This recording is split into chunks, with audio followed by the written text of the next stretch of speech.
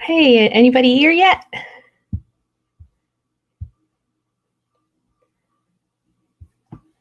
Welcome to our first live stream of the Knitting 411 podcast, where we work on answering your knitting questions. While we wait for anybody to show up, I thought we'd start with some interesting news today. Have you seen this sheep?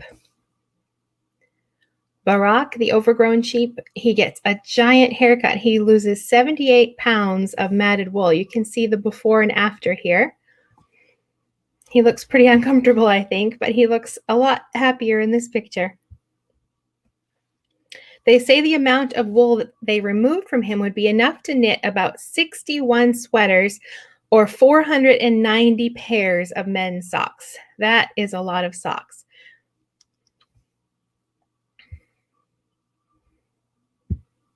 There. So, hey, welcome to our first live stream. I'm so excited for you to be joining me today. I do have a poll up in the community page. Let's see if we can get that shared over here. There it is. If you head to the community tab of the Nerdy Knitting YouTube page, I've got a poll asking what type of knitting needles you prefer to use. So if you want to hop over there and answer that, I'd love to know. It looks like, well, right now I think metal needles are winning the contest. So if you want to share your opinion about what kind you like to use. Hi, Marina. Thanks for joining me today. I hope you have some knitting questions. Oh, there I am. Well, this is the first one, so I'm still learning how to use all this software. I wanted to be able to do a demonstration, so I needed to have a second camera. So there's lots to learn here today. But I'll jump right in and let's show you what I've been working on. I haven't been doing much knitting for my master knitting course. Just one swatch got finished in the last 2 weeks, the mosaic knitting swatch right here. That's the only thing I've finished. So I need to spend some more time working on my course, I think. But I've been busy trying to figure out live streaming software, so I guess I have a good excuse. And other than that, there's a few other upcoming things. This scarf pattern will be coming out Friday. Oh, here, I'll put it right here.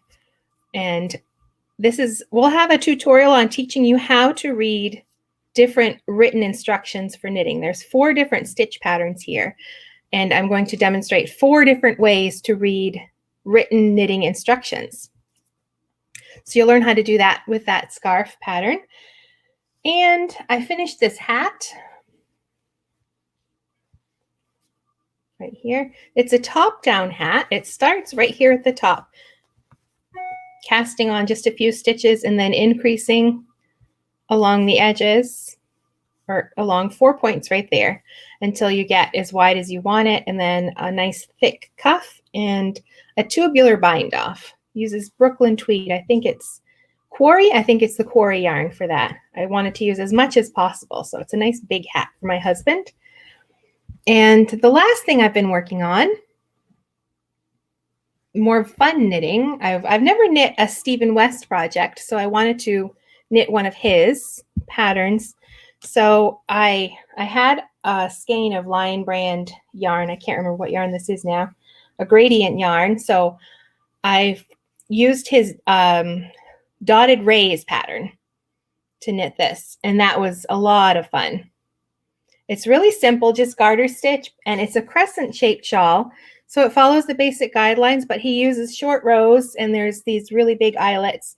And when I first cast on, I messed this up. With the short rows, I made an assumption that when you would come back to where the short row was created, you would work the stitch before and the stitch after to close it up. So I thought the count was wrong. And then it wasn't until later on I realized that he had done it that way on purpose, so you could create these extra large holes for your eyelets. So I had to rip it out and restart it. But I'm really happy with it. I just kept going until I ran out of yarn and was able to do the bind off. And the colors are really pretty, I think, in this one. Sort of like a sky galaxy thing. I Thank you, Marina. Thanks for telling me it's pretty. I really like this yarn. I'm going to have to, it was a Lion brand yarn, I think. I don't have the label handy, but I'll look for it and put it in the notes. But sort of a sparkly yarn. I don't know if you can see that on there. Sort of sparkles, but it's got lots of pretty colors, and the pattern is really lots of fun. If you've never done short rows, it's an easy one to do. You just have to make sure your stitch count stays the same. So that's it for what I've been working on. And I've been watching, I don't know if anybody's watched the show that recently, well, it aired in Britain a while ago, but it just finished on PBS, All Creatures Great and Small. Here, I think I've got a picture of it here, right there. That show, it was just such a heartwarming show. And it's filled with lots of great, oh, there we go. It's filled with lots of great sweaters. So if you haven't seen it yet, you might want to check it out. It's just a really heartwarming show. It's set in the 1930s in the Yorkshire Dales in Britain, and it's about the life of a Scottish vet who just starts his career there. And the characters they're just charming and interesting, and the story is just heartwarming and really sweet. And there are lots of fun, great, really pretty knitted projects in there. There's a scarf that he wears. I think, yeah, the picture is there. A Fair Isle scarf that is just really nice, and lots of sweaters and Fair Isle vests. And if you haven't seen the show, I recommend it because it's really good. It's a sweet show, and the sweaters are wonderful. I think I'm going to have to do a whole video just showing some of the garments that I really liked. Okay, so I thought we would just jump right into our last episode. We always have a community question that we finish the show with, and I like to share it at the beginning of the next episode. So let's look. Our last question, last episode 2 weeks ago, was what unpopular knitting opinions do you have? Let's see if I can make this bigger. And we had some great responses. We have people saying they don't like to do a gauge swatch. I'm sure there's a lot of people who agree with that one. And I have a confession. I don't always do a gauge swatch either. There, how's that? Okay. I don't always do gauge swatches. I do if I'm knitting a sweater, but if I'm going to knit a hat, I figure that's about the size of my swatch anyway, so I might as well just knit the hat. So if you agree with that, let me know. Let me know if you always swatch or if you never swatch. And Emily says that she never follows a pattern, that she just makes it up as she goes. And I think that's brave. That's fabulous. I've done that a few times, but it can really stretch your knitting abilities, that's for sure. And let me see, Sharon probably had my favorite answer. She said that double pointed needles are way too dangerous, at least for me. I'm accident prone. So that one really made me laugh because, yes, if you've used sharp metal double pointed needles, then yeah, you could have a dangerous accident with those, I think. Oh, and Celeste mentioned that she picks up yarn from estate sales and garage sales. I'm not sure if that's an unpopular opinion. I think that's a really smart and great way to get some yarn. And she also mentions that now that she understands that she's armed with a good basic sweater pattern that she's knit before and a stitch dictionary, that she can knit a sweater that combines a variety of sweaters to make the perfect sweater for me. And that is a great idea too. If I agree with that. If you have a good recommendation would be Ann Budd's sweater books and a stitch pattern, a stitch dictionary like one of Barbara Walker's, then that is a great start if you want to start making your own sweaters that are more custom just to you and not just following a knitting pattern that you find online. Oh, Brown Sugar Baby. She says she never swatches. Sometimes that is a detriment. Yes, yes, it is, depending on the project. For a sweater, I do think you should swatch, but for small things, hats and mittens, I think they're about the size of your swatch anyway. So maybe what's the point on that? I'm not sure, but I have knit hats before. I'm working on one right now that it was too loose. The brim was too loose. I used a lace brim and I should have gone down another needle size. So I had to rip that all back to start again. But it's a learning experience too. That's what our knitting is for. And it's more knitting. So let's get to the questions that have been left this week. We have 3 that we're going to get to. There they are right there. We're going to start with Kathy's question. I mentioned in the last video that that I had finished a swatch that uses a lace cast on, and it's really stretchy. Oh, let me pull it out so you can see it.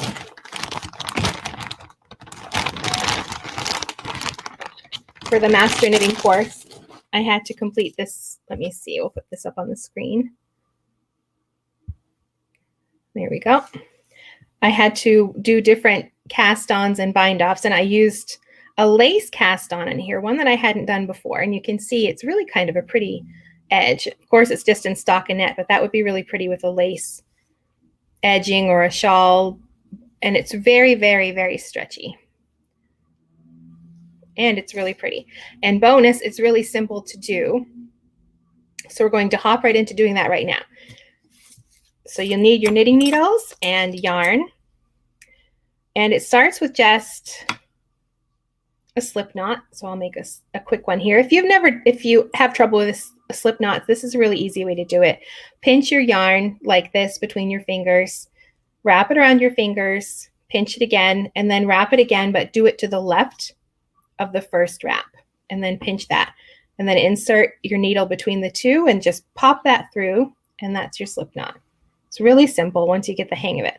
So once you have that on your needle, this cast on kind of reminds me of a combination of a cable cast on. Oh, sorry about that. Let's get back to this screen.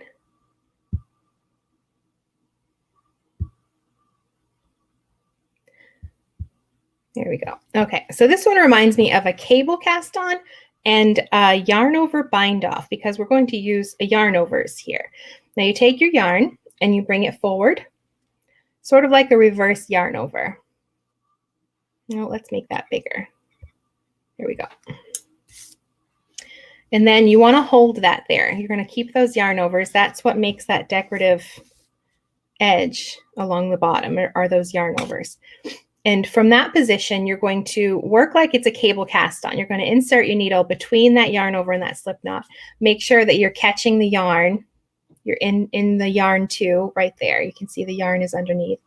You're going to wrap as if to knit and pull that stitch through, and then holding your needles parallel, put it right on your needles. You're going to transfer it over to your needle.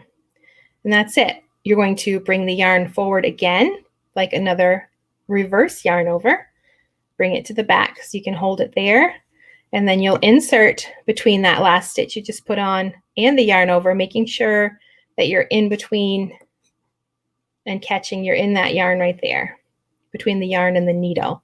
Make your stitch and pull it through. This is it. That's it. That's a really stretchy lace cast on. Bring that yarn forward, cast on another stitch.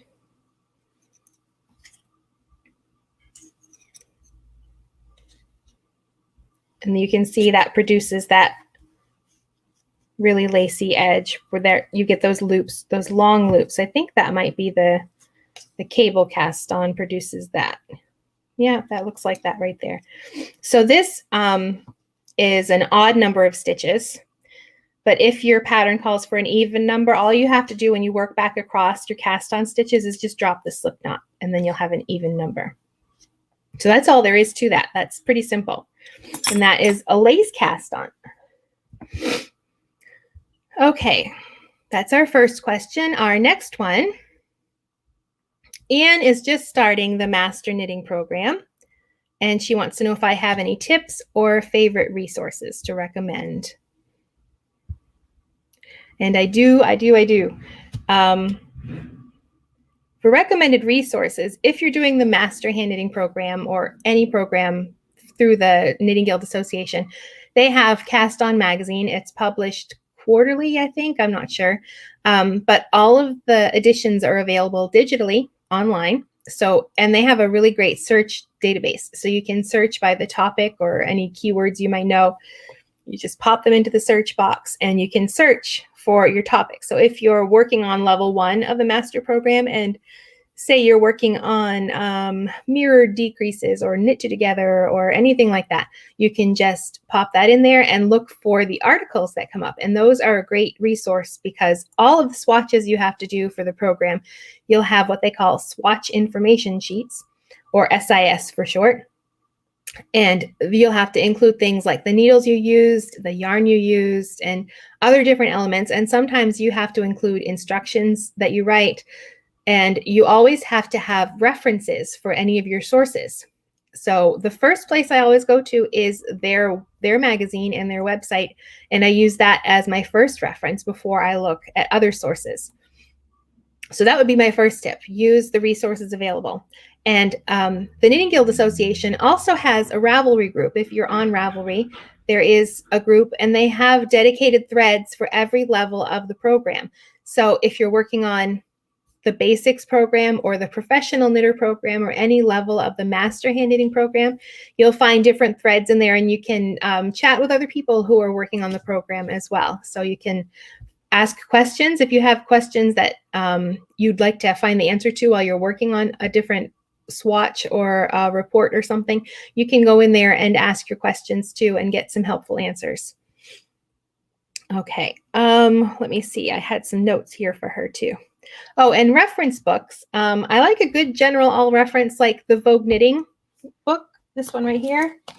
If you like, it covers a lot of stuff and it has lots of pictures. I like to see what they're talking about as it's done. So I use that as my first reference. And then my other favorite reference is the Knitter's Handbook from the Reader's Digest.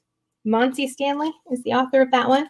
It's my copy. It's an old library copy, and it's from the 80s, I think. So the pictures are dated, but the content is really, really solid. And it covers a lot of good stuff in there. And I've used it for every level of the program. Okay, and my final tip for you, Anne, for that working on the program is with those swatch information sheets that you're working on with the swatches, I recommend that you do those first before you knit the swatch, especially if you have to write instructions, because it's hard to remember what you've done on your swatch if you did it a few weeks ago and you set it aside and now you've got to write down what you did and what you used as your references. I think it's easier to do that, the information sheet first, and then go back and knit your swatch. And then you can actually use the instructions, because sometimes it'll tell you to write instructions for certain techniques. So I will write all my instructions first, and then I knit the swatch, and I use my instructions as a guide. And then I can see if something seems unclear, or if I need to fix something or correct something that I wrote that isn't correct, then I can do all of that while I'm working on my swatch. There, and we have one more question. Let me see. Pop that back up there. Gail was interested to know how to fix a mistake in the knit one below. She's making Kay Jones Bakery Bears Bits and Bobs blanket. And if she makes a mistake, I take back rows because I don't know how to fix it. And I did take a look at that blanket. It uses Fisherman's rib, which is a combination. It's a rib pattern, but you purl stitches, but then instead of knitting stitches, you do something called a knit one below. And that creates a really interesting texture. Let's see if I can put this up here. Move these aside. Here's a small sample of Fisherman's rib. Here, let's make this bigger. Okay, you can see that it's a lot of texture. It's really thick.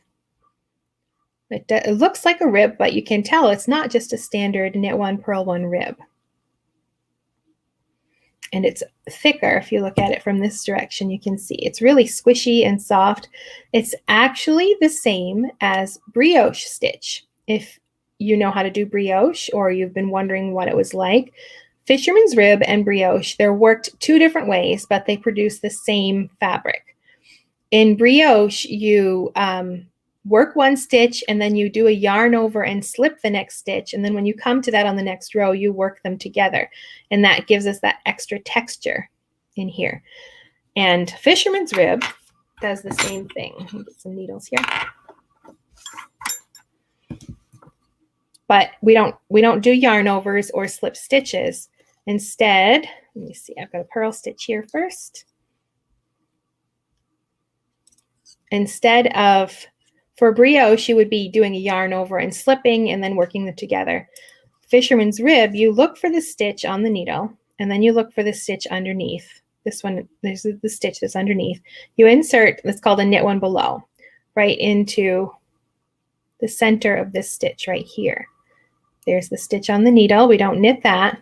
We look for the stitch underneath, right into the middle of it, and we knit that. And as you pull it off, you can see the stitch on the needle. It's not going to go anywhere. It just sort of becomes like a little collar around that stitch. So we have 2 strands right there instead of our normal 1. And that's how you work a fisherman's rib. Purl 1, knit 1 below. So you can see if you make a mistake in this, it can be a little difficult to fix because you've got all those extra strands. And I had to practice this yesterday. I fixed one right here. It took me a while to figure it out, but this one I dropped all the way down and picked back up again, and I think I did it correctly. So I'm going to show you how to do that today. So this one is for you, Gail. I'm going to show you how you want to, wherever your mistake is, you want to see the stockinette side of it because it'll be much easier to fix. You're going to need a crochet hook for this. So let's pretend our mistake was down here somewhere. I'm just going to drop these stitches down. Way down. Okay, that's good. So we'll pick up right here. I'm going to hold that one. I don't want to lose it. So if you've ever just picked up stitches laddered down in stockinette to fix something, it looks like this. It's got lots of strands of yarn, but you'll see there's a lot more here than you would see in a regular stockinette swatch. But that's because you work those knit one belows and it produces more strands of yarn across the back.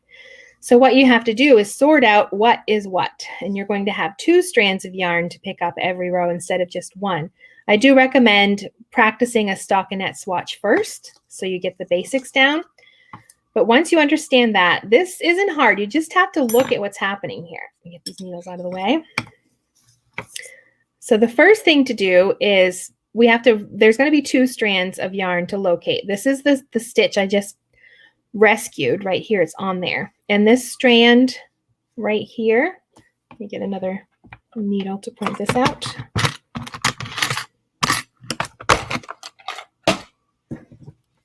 This strand right here is the collar for the strand I picked up. So we can skip that one. And you can see it's coming out of the next stitch, which is a purl stitch on this side. So it's coming out from that purl stitch. And we want to look for the strand of yarn that's connected to this next column of knit stitches. So we just have to fish around until we find it. Okay. Loosen these up a little more.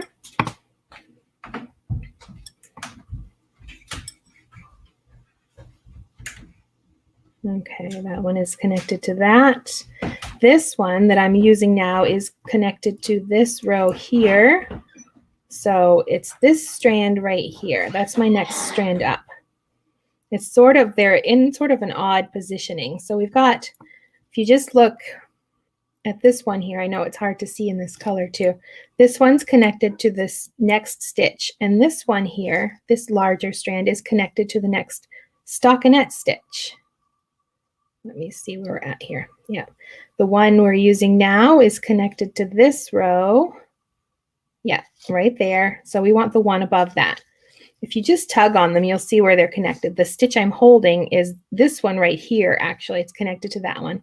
And we want to catch that next one. We want that to be the one that's the next stitch on our needle. So we need to get the next purl stitch. That's this one right here. And this stitch. And we're going to pull that one through. So there's the stitch currently that I'm holding. There's the next purl stitch, and this is the one that's attached to the next facing stockinette stitch. That's the one we're going to pull through, both of these. I know this is a really confusing one. It took me a while to figure this out, but I really recommend, if you have this mistake in a project, that you knit a small swatch and test it out first, because this is not an easy fix. So we've got our first one, and now we're going to look for our next one. We can see the shorter strand right there. That's the next purl stitch, so we know we want that. And then we've got to fish around. This is the next long strand. That's the next stockinette stitch right there, and that's the one we pull through, both of those. That's really all there is to it. I know it's confusing. This one is very confusing. There is the next purl stitch from the purl column. We want the next stockinette stitch. Not this one.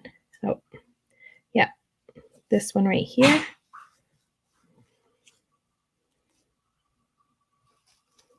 And we grab that, pull it through, and then we just have the one stitch, since we haven't done anything yet with this. This is connected to that purl stitch.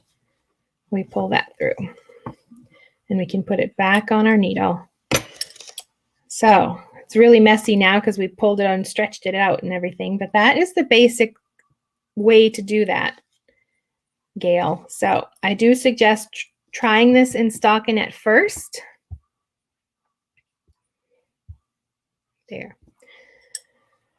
So if you're not familiar with laddering down in stockinette, give that a try first, and then once you are pretty confident with that, it's not hard to do, then make a small swatch of about 10 or 12 stitches in Fisherman's rib, and you can practice doing this. And then once you get in there, and you just have to make your swatch and start wiggling stuff around and looking at what's happening, drop something down, just like we just did, and practice pulling it up again to make sure you're using the correct strands. And it's just yarn and needles. The worst you have to do is pull it out again. So I do think, I don't swatch for all of my projects, but when I'm learning something new, I do like to make a swatch so I can see what I'm doing. So does anybody have any questions about that? Leave them for me here and I'll try to answer them. And that was all we had for questions from last week's stream. So if anybody has a knitting question that they would like answered, just pop it in the chat box and we can address it right now if you'd like.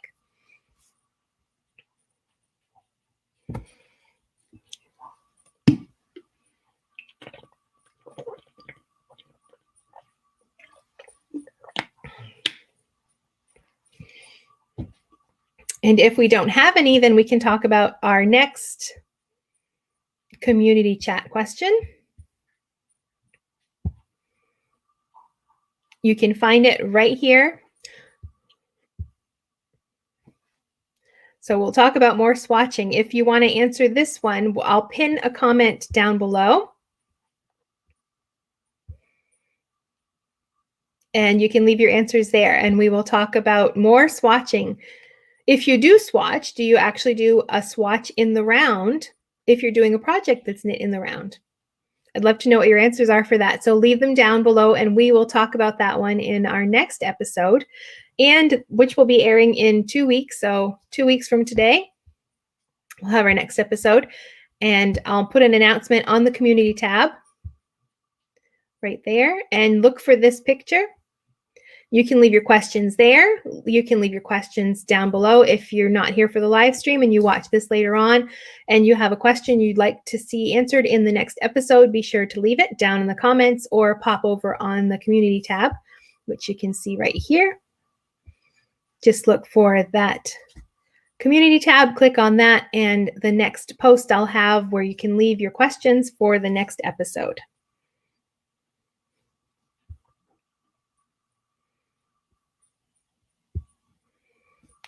So that wraps up this episode. We've answered all your questions. I don't see any more in the chat. Thank you for hanging out with me today, Marina and Brown Sugar Baby.